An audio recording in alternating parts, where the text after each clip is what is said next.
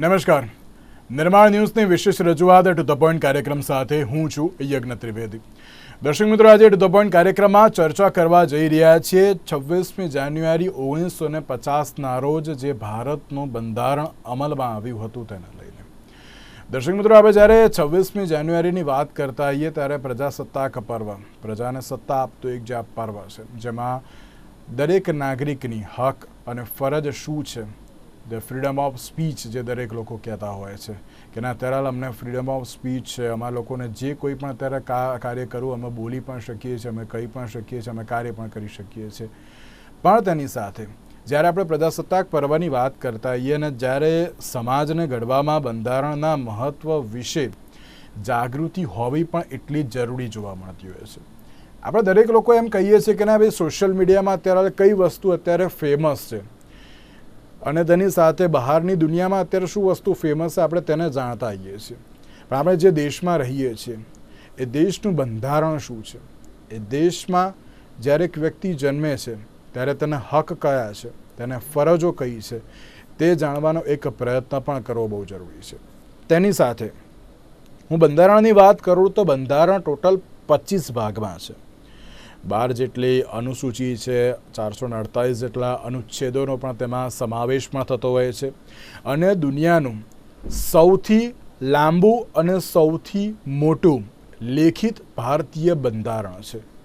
એમ કહેવાય ને, એની જે શરૂઆત ડૉક્ટર બાબા સાહેબ આંબેડકરે જે તેઓ પોતે બંધારણના નિર્માતા છે, પણ તેમની સાથે પણ તેમણે ઘણી બધી બાબતોને જે સાંકળી લેતા અમુક વ્યક્તિઓ પણ હતા તેમના, કે જેમણે બંધારણમાં શું લાવવું જોઈએ, કયા અત્યારે તો અનામત ઉપર ચર્ચા થવી જોઈએ, શું થવું જોઈએ, શું નહીં, તે તમામ બાબતોની ઉપર ફોકસ કર્યો, તેની ઉપર કાર્ય કર્યું અને ભારત શું છે, ભારતમાં બંધારણનું કેટલું મહત્ત્વ છે, બંધારણને કેવી રીતે અત્યારે તો લાગુ કરવું જોઈએ, તમામ બાબતો ઉપર ચર્ચા પણ થઈ. ભારતીય બંધારણના આમુખને જે કહેવાય છે ભારતના બંધારણનો સાર અને આત્મા, તમામ બાબતો પર મારે ચર્ચા વિચારણા કરવી છે. અને આજે ચર્ચા કરીશું યુથ એક્ટિવિસ્ટો સાથે કે જ્યારે તેઓ સોશિયલ મીડિયામાં બહુ બધી વસ્તુઓ જોતા હોય છે, ઘણી બધી રીતે પોતે પણ અત્યારે એમ કહેવાય ને કે જાહેર જીવનમાં ઘણા સારા એવા કાર્ય કરતા હોય છે, પણ બંધારણ લોકોને કેટલું ખબર છે, તેમણે અત્યારે તો લોકોને કેટલું સમજાવ્યું, તેમણે અત્યારે તો કેવી રીતે કાર્ય કરવું, તેની ઉપર વાત કરવી છે. તમામ મુદ્દાઓ પર ચર્ચા વિચારણા કરવા માટે અમારી સાથે જોડાઈ ગયા છે હર્ષભાઈ સાંગાણી, કે જેઓ યુથ એક્ટિવિસ્ટ અને સાથે સાથે યાત્રી પટેલ આપણી સાથે જોડાઈ ગયા છે, કે જેઓ ટીવી કોમ્યુનિટીના મેમ્બર છે. જે આ બંનેનું સૌથી પહેલાં તો સ્વાગત છે. હર્ષભાઈ, શરૂઆત મારે આપનાથી કરવી છે. આપણે બંધારણની વાત કરીએ છીએ અને બંધારણની સાથે સાથે એમ કહેવાય ને કે ના, આપણે એમ કહેતા હોઈએ છીએ કે જ્યારે આમુખની વાત કરતા હોઈએ કે પછી રાષ્ટ્રીય એકતાની, અખંડિતતાની, તમામની આપણે વાત કરીએ છીએ, પણ બંધારણને લોકો સુધી પહોંચાડવું પણ એક બહુ જરૂરી છે. દરેક લોકો સમજે, તેને જાણે, તેને આગળ અત્યારે તો લાવે. અને ભારતનું યુથ એ સૌથી મોટું યુથ છે. આપ એક યુથ એક્ટિવિસ્ટ છો. સૌથી પહેલાં દેશની ચાલતી સુવ્યવસ્થિત જે આ વ્યવસ્થા જે કહી શકાય, બંધારણનું મહત્વ અત્યાર હાલના સમયમાં કેટલું છે, આપની પ્રતિક્રિયા? સો કોન્સ્ટિટ્યુશન એક એવી વસ્તુ છે જે મને તો એવું લાગે છે કે બધાને જેની નોલેજ હોવી જોઈએ જરૂરી છે. બટ અત્યારના સમયમાં મને એવું લાગે છે આપણે લાસ્ટ યર એક જ્યારે ડિસ્કશન કર્યું અને અત્યારના ડિસ્કશન વચ્ચે એક બહુ મોટો ફરક આવ્યો એવું મને લાગે છે. જેમ સોશિયલ મીડિયાની તમે વાત કરી એવી રીતે સોશિયલ મીડિયાના થ્રુ અને અનેક અલગ પ્રોવિઝન, અલગ વેઝના થ્રુ અત્યારે કોન્સ્ટિટ્યુશનના જે બેઝિક રાઇટ્સ છે, બેઝિક નોલેજ છે, તે સ્પ્રેડ કરવામાં આવી રહી છે. વેરેઝ પહેલા એક એવું હતું કે કોન્સ્ટિટ્યુશન જે લોકોએ વાંચી, જે લો પ્રેક્ટિસ કરે છે, કે જે એક ફિલ્ડમાં છે જેને કોન્સ્ટિટ્યુશનની નોલેજ હોવાની જરૂર છે, એ લોકોને જ નોલેજ હતી. બટ અત્યારે ઇવન બાળકોથી લઈ યુવાનોથી લઈને તમામ લોકોને બેઝિક એક નોલેજ જે શું કહેવાય કે સોશિયલ મીડિયા થ્રુ બહુ ઇઝીલી પ્રોવાઈડ થવા લાગી છે. તો મને એવું લાગે છે કે 100% આ વસ્તુની નોલેજની જરૂર છે અને ધીરે ધીરે આની એક જાગૃતતા બી આવી રહી છે કે કોન્સ્ટિટ્યુશનની અને બેઝિક રાઇટ્સની નોલેજ જરૂરી છે. આપના મત અનુસાર ભારતીય બંધારણનું કેટલું મહત્વ અત્યારના સમયમાં જોવા મળી રહ્યું છે યુથના પર્સપેક્ટિવથી? હું તમને એક ફની ઇન્સિડન્ટથી મારી એક વાત કહું છું. કાલે જ હું અને મારા પપ્પા વાત કરી રહ્યા હતા કે તમારે 26ના પ્લાન્સ હોય, 26 જાન્યુઆરીના. તો એ મને કહે કે અમે સવારે વહેલા ઉઠી જઈએ, એકદમ રેડી થઈ જઈએ અને ટીવી આગળ બેસીને પરેડ જોઈએ. આ સેમ વસ્તુ મેં મારી ફ્રેન્ડ સાથે વાત કરી. મેં કીધું 26ના શું પ્લાન્સ છે? એક કે બસ કોલ્ડપ્લેનો આઉટફિટ ડિસાઈડ કરું છું અત્યારે. એટલે ચેન્જીસ તો બહુ બધા મને દેખાઈ રહ્યા છે કે પહેલા રિપબ્લિક ડે અને કોન્સ્ટિટ્યુશન માટે જે આઈ થિંક ફિલિંગ હતી કે મારી કન્ટ્રી માટે જે પ્રાઉડનેસ વાળી ફિલિંગ હતી એ અત્યારે મને થોડી ઓછી દેખાય છે. જે પહેલા રિપબ્લિક ડે નો જે મહત્વ હતો કે ઓ પરેડ જોવાની છે, નેશનલ ફ્લેગને હોસ્ટ કરવાનું છે, ને ઘણું બધું જે પ્રાઉડ ફિલિંગ પહેલા આવતી હતી અત્યારે મને થોડી ઓછી દેખાય છે. જે ઇમ્પોર્ટન્સ પહેલા હતું, કેમ કે મને એવું લાગે છે કે ઓલ્ડર જનરેશને સ્ટ્રગલ જોયું છે કે કેવી રીતે આ કોન્સ્ટિટ્યુશનને ઇમ્પ્લિમેન્ટ કરવામાં આવ્યું છે, એના બિગિનિંગ ફેઝિસ જોયા છે. પણ જે આજનું યુથ છે એને બધું કમ્ફર્ટ જ જોયું છે. એટલે એમને ડિફિકલ્ટીઝ નથી જોઈ આ કોન્સ્ટિટ્યુશનને બનતી વખતે, એટલું એમનું ઇમ્પોર્ટન્સ થોડું મને ઓછું દેખાય છે આજકાલના યુથમાં. અને જે અંદરની ફિલિંગ આવે ને કોન્સ્ટિટ્યુશન માટે એ થોડી ઓછી છે આજકાલના યુથમાં. પણ આઈ થિંક ધીમે ધીમે વધી રહી છે. ધીમે ધીમે વધશે.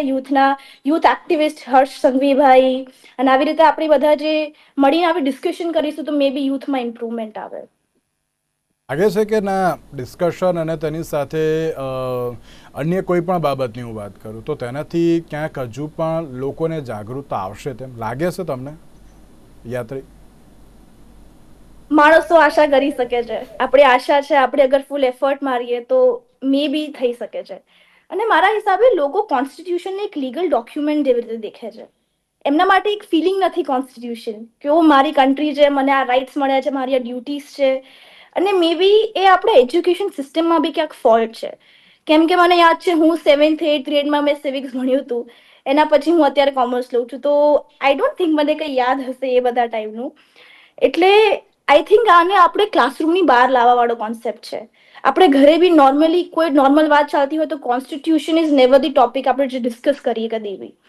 તો આઈ થિંક આ ટોપિકને થોડું નોર્મલાઇઝ કરવો જોઈએ અને થોડું આને કોમનલી આપણે એની પર ડિસ્કશન કરીએ તો મે બી ક્યાંક લોકોમાં આપણે ચેન્જ દેખવા મળી શકે છે.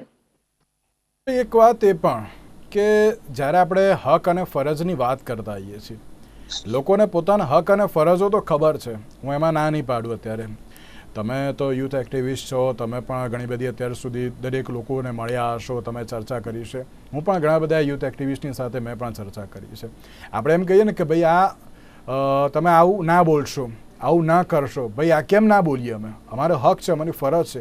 લોકોને હક અને ફરજ ખબર તો છે, પણ યોગ્ય રીતે તેનું અમલીકરણ અને સાથે સાથે હજુ પણ ક્યાંક એમ કહે ને કે ના એવું પેલું બહુ ઇઝી વેમાં લેતા હોય છે કે ભાઈ 26 જાન્યુઆરી અને 15 ઓગસ્ટ એટલે શું?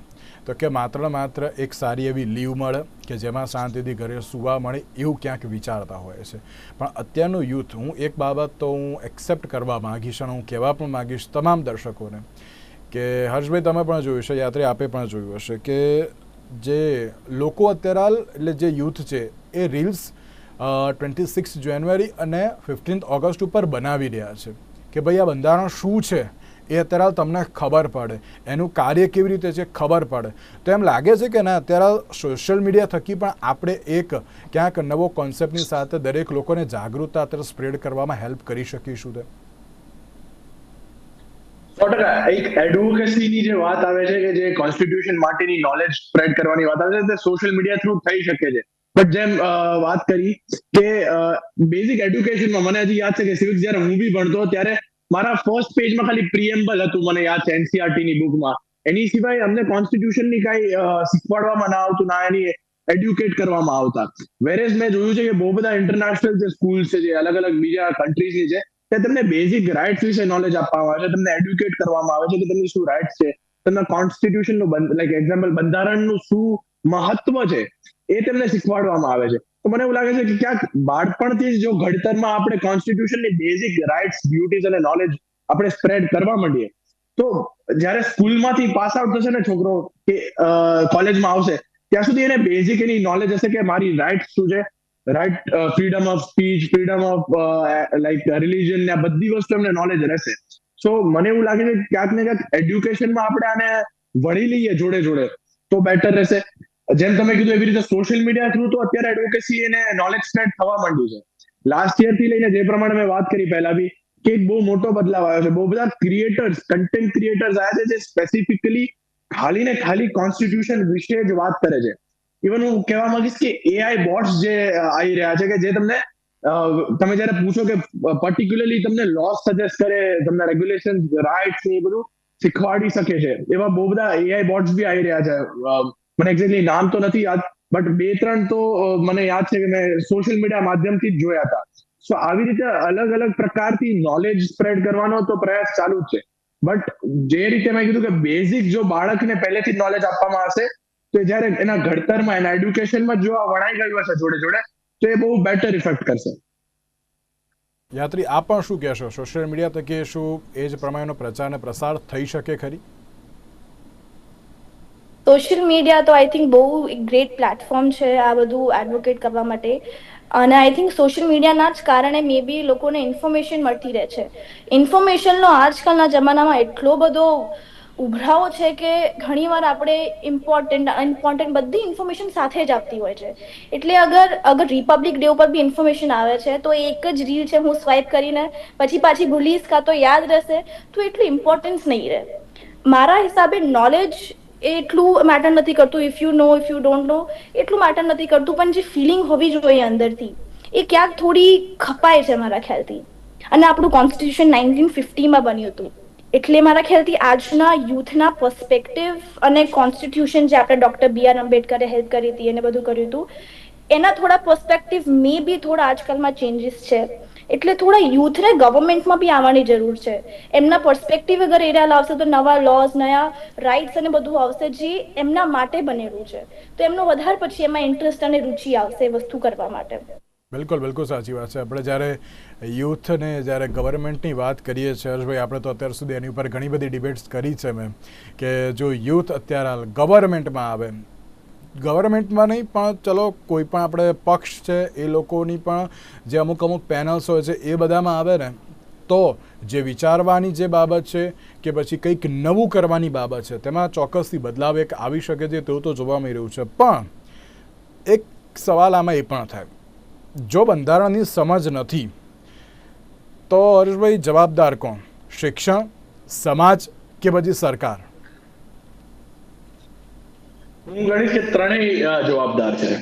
કેમ કે જો સરકાર સમાજ અને શિક્ષણમાં આ બધી વસ્તુ વણશે નહીં ને એને કમ્પલસરી તો નહીં કહું, બટ એક જેમ મને એક સાયન્સ, ઇંગ્લિશ, મેથ સબ્જેક્ટ ભણાવે છે એવી રીતે હજી એક સિવિક્સના થ્રુ કે કોઈ બી સોશિયલ સાયન્સના થ્રુ એક સબ્જેક્ટ એડ કરીને નહીં, કે કોઈ બી માધ્યમથી જો અગર મારા રૂટીનમાં મને આ નોલેજ સ્પ્રેડ કરવા માટેનો જો માધ્યમ નહીં મળે, તો પછી મને નથી લાગતું કે અત્યારના યુવાનો સામેથી જઈને કદાચ કરશે બી, બટ આ વસ્તુ એક સરકારના માધ્યમથી આવી ગઈ. એડ કરવા માંગીશ, કોલ્ડ પ્લેના ક્રેઝમાં અત્યારે જે એમ કહેવાય ને કે દરેક લોકો જોવા મળી રહ્યા છે, એ શું બંધારણના ક્રેઝી થશે કે નહીં થઈ? મને એવું લાગે છે કે જેમ કીધું કે અત્યારની વિચારધારા ને ત્યારની વિચારધારા બહુ અલગ છે. આજે હું આવ્યો ફ્લાઇટમાં તો મને લાગે છે કે 90% લોકો, 90 બી 99% લોકો કોલ્ડ પ્લે માટે અહીંયા આવ્યા હતા. બહારથી લોકો ટ્રાવેલ કરીને અમદાવાદ આવી રહ્યા છે. તો એ લોકોની વિચારધારા જ કમ્પ્લીટલી અલગ છે. વેરેઝ આપણે કેવી વિચારધારા જોઈએ છે કે જે લોકો દેશભક્ત હોય, જેમ કીધું કે એવી રીતે દેશભક્તિ બહુ ઓછી થઈ રહી છે ને ક્યાંક જોવા મળે છે તો સોશિયલ મીડિયાના માધ્યમથી વધી રહી છે. તો આપણે જે જેન્યુઅનલી દેશભક્ત હતા કે ભાઈ સવારે ઉઠીને ફ્લેગ હોસ્ટિંગ કરતા, અને આ બધી વસ્તુ થોડી ઓછી થવા મળે છે. રીલ્સ અને સ્ટોરીઝ મૂકવાનો જે શું કહેવાય એ વધી રહ્યું છે. એની સિવાય મને નથી લાગતું કે આમાં બીજા મોટા ચેન્જીસ આવી રહ્યા છે. અને અત્યારે જે આ બધા કોલ્ડ પ્લે ને એ બધાના ઉપર વધારે ફોકસ જતું રહ્યું છે. લોકોને કદાચ હું પૂછવા જઈશ ને અત્યારે કે કાલે શું છે તો એવું કહેશે કોલ્ડ પ્લે છે, 26 જાન્યુઆરી યાદ બી નહીં હોય. યાત્રીએ પણ કહ્યું કે ના, આ માત્ર કોલ્ડ પ્લે માટે છે, બીજું કંઈ જ નથી. પણ તમે જાઓ, કોઈ વાંધો નથી, કન્સર્ટમાં જવું એ બહુ કંઈ ખોટી વસ્તુ નથી, એન્જોય કરવું પણ બહુ જરૂરી છે. પણ તેની સાથે સાથે આપણા જે હક છે, ફરજ છે, આપણા એ એમ કહેવાય ને કે ના, આ 26મી જાન્યુઆરી અને 15મી ઓગસ્ટની આપણે વાત કરીએ છીએ સાહેબ, એક ગર્વ હોવો જોઈએ, આપણે ભારત દેશના નાગરિક છીએ તેમ. પણ મારે એક બાબત એ પણ પૂછવી છે યાત્રી આપને, આ પ્રશ્ન, દેશભક્તિ અને રાષ્ટ્રભક્તિ આમ કહેવાય કોને? આ માત્ર યાદ રાખવું તેને જ અત્યારે આવતો કહેવાય કે પછી અન્ય બાબત પણ કહી શકાય આમાં? તમારો પ્રશ્ન તમે રિપીટ કરી શકો છો? દેશભક્તિ અને રાષ્ટ્રભક્તિની આપણે વાત કરીએ છીએ કે ના અત્યારે હાલ જો 26મી જાન્યુઆરીને જે પ્રમાણે લોકો ઉજવતા નથી કે ઉજવે છે કે પછી ઉજવે છે તો માત્ર સોશિયલ મીડિયામાં ઉજવે છે, તો શું લાગે છે કે ના આને જ માત્ર દેશભક્તિ કહેવાય તેમ કે ખાલી બતાવી દેવા પૂરતીની? ના, મારા ખ્યાલથી 26મી જાન્યુઆરી અને 15 ઓગસ્ટે સ્ટોરી મૂકવી કાં તો કઈ બી રિપબ્લિક વસ્તુ કરવી એ તમારા માટે અંદરથી ફિલિંગ નથી. તમારા ફિલિંગ આ 24/7 અને 365 ડેઝ હોવી જોઈએ કે આ મારી કન્ટ્રી છે, આ મારું કોન્સ્ટિટ્યુશન છે, દુનિયાનું સૌથી લાંબુ કોન્સ્ટિટ્યુશન છે, તો મને એને પ્રાઉડ હોવું જોઈએ. આ ખાલી 2 દિવસો તો આપણે સેલિબ્રેટ કરીએ છીએ. આ સેલિબ્રેશન આપણી અંદર તો હંમેશા જ હોવું જોઈએ, જે થોડું ઓછું દેખાય છે. અને આપણે આ બધી વસ્તુઓ નોટિસ કરીએ છીએ જ્યારે 26 જાન્યુઆરી અને 15 ઓગસ્ટ આવે છે. બાકી આ પ્રોબ્લેમ તો આપણે આખા વર્ષ જ રહે છે, પણ આ નોટિસમાં આવે છે જ્યારે આ મોટા ઇવેન્ટ્સ અને આ મોટી ઇવેન્ટ આવે છે આપણા આગળ. તો તમે અત્યારે હાલ દેશના નાગરિક છો, તો તમે અત્યારે હાલ શું કરવું જરૂરી છે કે ના જેનાથી આમ ખબર પડે કે ના આ પ્રમાણેની દેશભક્તિ છે તેમ, એવું તો શું કરવું જોઈએ આપના મત અનુસાર યુથે? ચાલો આપણે યુથની જ વાત કરીએ. ઓકે, સો આઈ થિંક કે એઝ અ યુથ મેં કીધું કે આ ફિલિંગ ઓછી થઈ રહી છે આપણી અંદર, તો મારો જે ફર્સ્ટ આઈડિયા હતો કે આપણે આ ક્લાસરૂમની આને બહાર લાવીએ. આપણે જે અત્યારે એમ્યુએન્સ કરીએ છીએ, હવે મેં એક વસ્તુ જોઈ છે કે જે લોકો એમ્યુએન્સ કરતા હોય કાં તો જે લોકો આ વસ્તુની નોલેજ લેતા હોય, એ કાં તો એમના લોયર કાં તો જજ માટે પ્રિપેરેશન કરતા હોય કાં તો ખાલી એક્સપિરિયન્સ માટે કરતા હોય. પણ આઈ થિંક કોન્સ્ટિટ્યુશનની નોલેજ કાં તો એનું જે સ્પ્રેડ કરવું, એનું ડિસ્કશન કરવું, એની ઉપર ડિબેટ કરવું, એનું આખું એક અલગથી આપણે ક્લાસરૂમની બહાર આવીને એક ડિસ્કશન કરવી જોઈએ, પ્રેક્ટિકલ ડિસ્કશન કરવી જોઈએ, જે ટીચર્સને હેલ્પ કરવી જોઈએ. આઈ થિંક ફેમિલીમાં બી આ ઇન્કલ્કેટ કરવું જોઈએ કે આપણા કોન્સ્ટિટ્યુશન વિશે પેરેન્ટ્સ, આપણા ગ્રેન્ડ પેરેન્ટ્સ આપણે નોલેજ આપે કે શું સ્ટ્રગલ કરી હતી એ લોકોએ આ કોન્સ્ટિટ્યુશન બનાવવા માટે. તો એ ફિલિંગ આપણી અંદર જો આવશે તો એ ધીમે ધીમે વધતું જ રહેશે મારા ખ્યાલથી. આપ શું કહેશો તેના માટે? મારા માટે દેશભક્તિ એટલે ખાલી ને ખાલી 26મી જાન્યુઆરી અને 15મી ઓગસ્ટ નથી. એક ટેક્સ પેયર જે ટેક્સ પે કરે છે એ બી દેશભક્તિ છે. એક સાયન્ટિસ્ટ જે એના દેશ માટે કોન્ટ્રીબ્યુટ કરે છે એ બી દેશભક્તિ છે. ને એક બિઝનેસમેન જ્યારે એના દેશની જીડીપીમાં એક ફાળો આપે છે તે બી દેશભક્તિ છે. સો દેશભક્તિનો ખાલી એક જ માધ્યમ નથી, અનેક માધ્યમ છે. અમે લોકો હમણાં જ ચર્ચા કરી રહ્યા હતા એક કોન્સેપ્ટ જે હમણાં આવ્યો છે, SDG to ESG, કે હવે આપણે ખાલી ને ખાલી આપણો દેશમાં સસ્ટેનેબલ ડેવલપમેન્ટ ના થાય, ની જોડે એન્વાયરમેન્ટલ, સોશિયલ અને ગવર્નન્સ, કે ગવર્નન્સ ઉપર બી, એક લોઝ ઉપર બી, કોન્સ્ટિટ્યુશન ઉપર બી કઈ રીતે આપણે એક બેટર વેમાં આગળ વધી શકીએ. આવા ડિસ્કશન કરનારના બી હું ગણીશ કે દેશભક્ત છે, કે જે લોકો કોન્ટ્રીબ્યુટ કરી રહ્યા છે. કઈ બી રીતે દેશને કોન્ટ્રીબ્યુટ કરો તો મને એવું લાગે છે કે તે 100% દેશભક્તિ છે. પછી એવું ના હોવું જોઈએ કે 26મી જાન્યુઆરીના આગલા દિવસે તમે રીલ મોકલી દીધી એમ કહો છો કે હું દેશભક્ત છું. દેશભક્ત છો તમે 100%, પણ તમે ક્ષણિક દેશભક્ત છો. બિલકુલ. અને હર્ષભાઈ, તમે તો આટલા બધા કાર્યક્રમો કર્યા છે, શું અત્યારે હાલ યુથને જો સમજાવીએ આપણે, એમ કહે ને કે આની પહેલાં મેં એક શો કર્યો હતો કદાચ આપની સાથે, અને એ વખત આપણે ચર્ચા કરી હતી કે એક યુથ એવો છે કે જે અત્યારે તમારા બંનેની જેમ અત્યારે હાલ ઘણું સારી એવી વાતોની સાથે અમુક એવા કાર્યો પણ કરે છે કે ના યુથને અત્યારે એમ લાગે કે ના ભાઈ જો આ પ્રમાણના કાર્યો કરીશું, જાગૃતતાની વાતો કરીશું, કંઈક નવા વિચારોની સાથે આગળ વધીશું તો આપણે તો આગળ વધીશું, સાથે સાથે આપણો સમાજ અને દેશ પણ આગળ વધશે. પણ હજુ અમુક એવું યુથ છે કે જે સોશિયલ મીડિયાની બહાર નથી નીકળતું. સવાર ઉઠે ત્યારે સોશિયલ મીડિયા જોવે, રાત્રે સૂવે ત્યારે પણ સોશિયલ મીડિયા હોય, સવારથી સાંજ સુધી પેલું કહે ને બ્રેકઅપ, પેચઅપ્સ ને એ બધામાં જ અત્યારે હાલ તો એ લોકો બહુ જ બિઝી જોવા મળે હોય છે.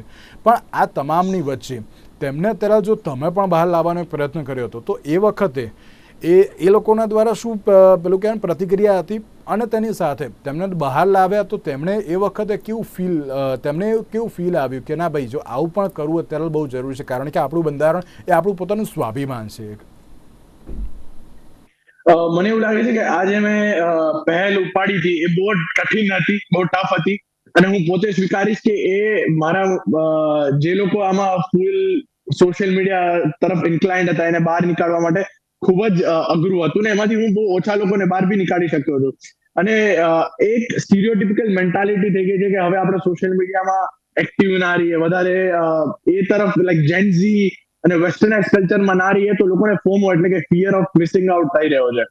સો આમાંથી લોકોને બહાર નીકાળીને મેં જે પ્રમાણે નિર્માણ ન્યૂઝ અને ગુજરાત ન્યૂઝ તરફથી જે બેક ટુ રૂટ્સ નો કેમ્પેઇન ચાલુ કર્યો હતો અને બેક ટુ કમ્યુનિટીનો, તેના થ્રુ અમે લોકો બહુ બધા બદલાવો લાયા છીએ. બટ એમાં એક મેઇન કન્સર્ન એ આવે છે, જેમ ઓસ્ટ્રેલિયાએ સોશિયલ મીડિયા ઉપર એક લિમિટેશન આપી દીધી ગવર્મેન્ટે, અનેક સરકારે એક લિમિટેશન આપી દીધી કે 18 વર્ષ સુધી સોશિયલ મીડિયા જ અલાઉડ નહીં, એક લેવલનું જ કન્ટેન્ટ આવે, એક ટાઈપનું જ કન્ટેન્ટ તમે જોઈ શકો એક ઉંમર સુધી. તો મને એવું લાગે છે કે આપણે સરકાર અને સમાજ બંને આની પહેલ ચાલુ કરવાની જરૂર છે, તો અમને સારો સપોર્ટ મળશે. મારી જેવા અનેક યુવાનો છે જે લોકોને આવી રીતે કમ્યુનિટીનો સપોર્ટ જોઈએ છે, કે જેના થ્રુ એક યુવાનોની જે અમારી કમ્યુનિટી છે એના માટે બેટરમેન્ટ થાય. બટ મને સરકાર અને બંને જગ્યાથી સમાજનો આમાં 100% સપોર્ટ જોઈશે. તો સાચી વાત છે, અને સપોર્ટ અત્યારે હાલ તો મળે, પણ તેની સાથે સાથે દરેક લોકો એટલું સમજવું પણ બહુ જરૂરી છે. હું એમાં બહુ અત્યારે હાલ તો બિલીવ પણ કરું છું. તેની સાથે જ યાત્રી એક બાબત હવે આપને પણ, કે જ્યારે આપણે બંધારણની વાત કરીએ છીએ, 26મી જાન્યુઆરી 1950ના રોજ જે અમલમાં આવ્યું હતું, ત્યારથી લઈને અત્યાર સુધી દરેક લોકો માટે, યુથ હોય કે પછી અન્ય કોઈ પણ બાબત હોય, ઘણા બધા હક ફરજ તેમના દ્વારા આપવામાં તો આવ્યા.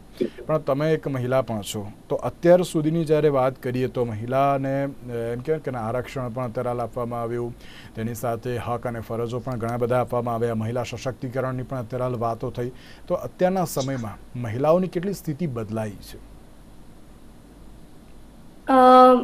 મારા ખ્યાલથી ગવર્મેન્ટને આપણે આમાં માટે બહુ જ થેન્ક યુ કહેવું જોઈએ, કેમ કે ફિમેલ્સની કન્ડિશન જે આપણે 75 યર્સ તકી જ્યારે કોન્સ્ટિટ્યુશન જ્યારે ઇમ્પ્લિમેન્ટ થયું હતું, એના પછી આઈ થિંક ફિમેલની કન્ડિશન્સ બહુ જ ઇમ્પ્રૂવ થઈ છે. હું તમને એક નાનું એક્ઝામ્પલ આપું. પહેલાં આપણી ટેક્સ્ટ બુક્સની અંદર, સિવિક્સ ટેક્સ્ટ બુકની અંદર અગર કોઈ સીન હોય તો એમાં છોકરો બહાર ક્યાંક એક્ટિવિટીઝ કરતો હોય, છોકરી કુકિંગ કરતી હોય, તો એના પછી આઈ થિંક કોન્સ્ટિટ્યુશન અને એજ્યુકેશન સિસ્ટમે અમુક ચેન્જીસ કર્યા છે કે પિક્ચર વાઇઝ બી ડિસ્ક્રિમિનેશન ના થવું જોઈએ. તો હાલમાં જ મેં હમણાં એક રિપોર્ટ વાંચી હતી, તો ત્યાં એક રિપોર્ટ હતી જે ટેક્સ્ટબુકની અંદર એક ફોટો હતો, તો ત્યાં એક મેલ કુકિંગ કરી રહ્યો હતો અને ફિમેલ ત્યાં બહાર જઈને વર્ક કરી રહી હતી. તો આઈ થિંક કોન્સ્ટિટ્યુશન અને ગવર્મેન્ટ અને બધા જ ખૂબ જ ટ્રાય કરે છે કે ડિસ્ક્રિમિનેશન રૂટથી જ એમને કાઢવાનો પ્રયત્ન કરે છે, કે એજ્યુકેશનથી જ અગર એ લોકો કાઢી શકશે તો ફ્યુચરમાં ચાઇલ્ડને એવું મગજમાં રહેશે નહીં કે છોકરી માટે આ છે, છોકરા માટે આ છે. અને આઈ થિંક ગવર્મેન્ટે તો બહુ જ ખૂબ જ સારા સારા ઇનિશિયેટિવ્સ બી લાયા છે છોકરીઓ માટે, કે એ લોકો આગળ વધી શકે. તો આઈ થિંક કોન્સ્ટિટ્યુશનમાં આ ખૂબ જ સરસ કર્યું છે કે ગર્લ્સ અને મહિલાઓને એમને બહુ જ સપોર્ટ કર્યો છે આ વસ્તુ બાબતે. બિલકુલ બિલકુલ સાચી વાત છે. અને તેની સાથે ક્યાંક આપણે ભારતના બંધારણના આમુખને જે બંધારણનો સાર અને આત્મા કહીએ છીએ, ચોક્કસ એ પણ અત્યારે હાલ જોવો અને જાણવો બહુ જરૂરી છે.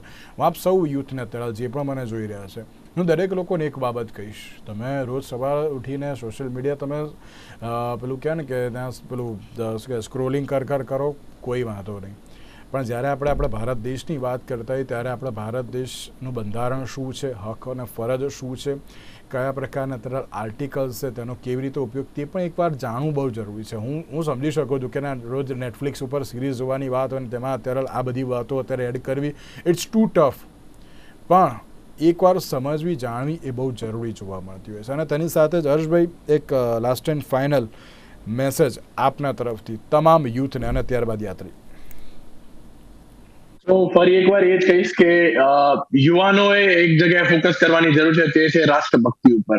રાષ્ટ્રભક્તિ એટલે કે ખાલી ને ખાલી સોશિયલ મીડિયા પર સ્ટોરીઝ મૂકી ફ્લેગ હોસ્ટિંગ બી હું નહીં કહું, પણ તમે કોઈ બી રીતે તમારા સમાજને અને તમારા દેશના માટે કોન્ટ્રીબ્યુટ કરો. પછી તમે ધંધાથી કરો, સાયન્ટિસ્ટ બનીને કરો, કોઈ બી રીતે કરો, કોન્ટ્રીબ્યુટ કરો તમારા દેશની પ્રગતિ માટે, એટલે રાષ્ટ્રભક્તિ જ ગણાશે. યાત્રી યુથને તો હું પોતે યુથ છું, તો આઈ થિંક આપણે બધાએ જોડે મળીને કામ કરીએ આ બાબતે, બધા પોતે પોઝિટિવ સ્પ્રેડનેસ કરીએ કોન્સ્ટિટ્યુશન બાબતે, કોન્સ્ટિટ્યુશનમાં હેલ્પ કરીએ, ખાલી ડિસ્કશન નહીં બટ આપણે ઇમ્પ્લિમેન્ટેશન બી કરીએ. આપણે ડ્રાઇવ્સ કરીએ, ક્લિનિનેસની ડ્રાઇવ્સ કરીએ, વુમન માટે અવેરનેસની ડ્રાઇવ્સ કરીએ, પુઅરને આપણે હેલ્પ કરીએ. આઈ થિંક આ બધું યુથમાં પાવર છે, ટાઈમ છે, અને આજના યુથમાં એટલો બધો પાવર છે કે બહુ બધા ચેન્જીસ લાવી શકે છે. તો આઈ થિંક હું એક પોતે યુથ બીજા બધા યુથને કહું છું કે આપણે બધા જોડે આવીએ અને આનું નિર્માણ લાવીએ એક. Thank you. યાત્રી અને હર્ષભાઈ આ બંનેનો આભાર અમારી સાથે આ ચર્ચા વિચારણામાં જોડાવા માટે. તો દર્શક મિત્રો, જે પ્રમાણે યુથ એક્ટિવિસ્ટે જે બધે ચર્ચાઓ કરી અને તેમણે એમ કહ્યું કે ના, અત્યારે હાલના સમયમાં ક્યાંક બદલાવ જરૂરી છે. બદલાવ લાવવાનો એક પ્રયત્ન તો થશે, પણ આ એક વિચારથી અત્યારે તો બદલાવ આવે ને એ પણ બહુ જરૂરી છે. તેની સાથે આજના વિશેષ કાર્યક્રમ રજા આપશું. નમસ્કાર.